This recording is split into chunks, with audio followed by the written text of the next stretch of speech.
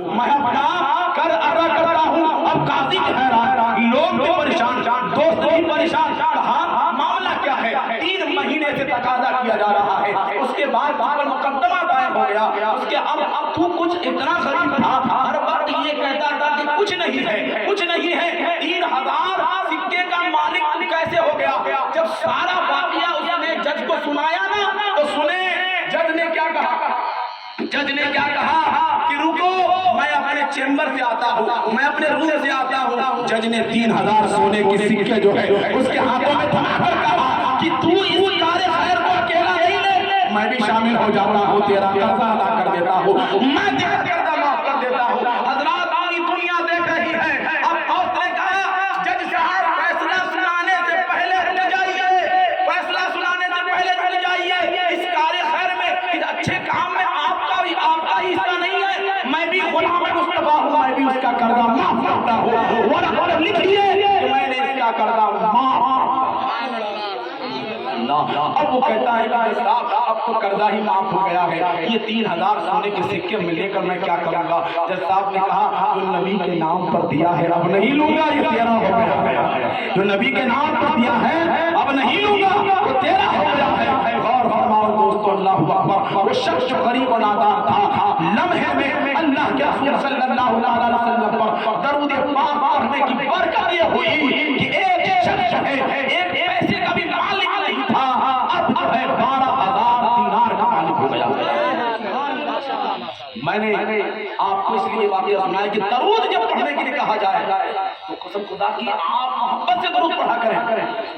آپ دل پر ہاتھ رکھے، مدینے والے آقا کو تصور میں رکھے، محبت خدا کو تصور میں رکھے، اور یہ سوچ کے درود پڑھے کہ میں یہاں درود پڑھ رہا ہوں، میرے آقا وہاں سماعت کر رہے ہیں.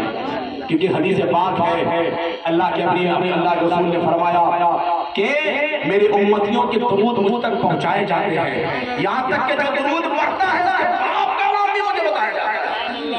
اب ذرا تو درود جب بھی پڑھنے کے لیے کہا جائے، وہ شاعر ہو، امام صاحب ہو، اپنے وقت کا کتنا ہی بڑا خطیب ہو، مقرر ہو، درود اگر وہ نہیں پڑھتا ہے تو سمجھ جائیے اس کی آواز، اس کی گفتگو میں چاشنی پیدا نہیں ہو سکتی ہے. بڑی ذمہ داری کے ساتھ یہ بات بول رہا ہوں، حضرت بیٹھے ہوئے ہیں، پوچھ لیں آپ. بغیر درود کی زندگی نہیں دوستو. جو کہتے ہیں درود نہیں پڑھتے، دیکھ لیجیے ان کے چہرے پر کبھی مسکراہٹ ہوتی ہے. یہ دیکھیے کتنے چہرے چمک رہے ہیں. دیکھیں ضروری نہیں ہے چہرہ چمکنے کے لیے خوبصورت ہونا. نبی کا عاشق نبی سے سچی محبت کرے گا. اللہ کے حدیث فرماتے ہیں جو مجھ سے محبت کرے گا وہ میرے ساتھ جنت میں ہوگا. تو درود بھی پڑھنا محبت کی دلیل ہے نا. سمجھ رہے بات کو؟ گاڑی واڑی کو نہیں بول رہا ہوں، سمجھ رہے ہیں کتنے لوگ سمجھ رہے؟ سمجھ رہے ہیں آپ؟ درود پڑھیں گے آپ؟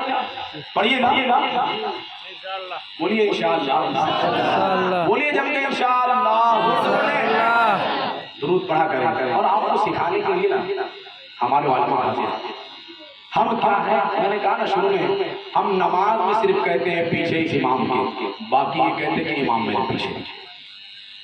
حضرات آپ یہ کہیں گے ارے امام صاحب کی تعریف کریں. نہیں، حقیقت بول رہا ہوں، حقیقت بیان نہیں کر رہا ہوں. ہم حضور کے امت ہیں، ہمیں محبت حضور سے کرنی ہے، سچی محبت کرنی ہے.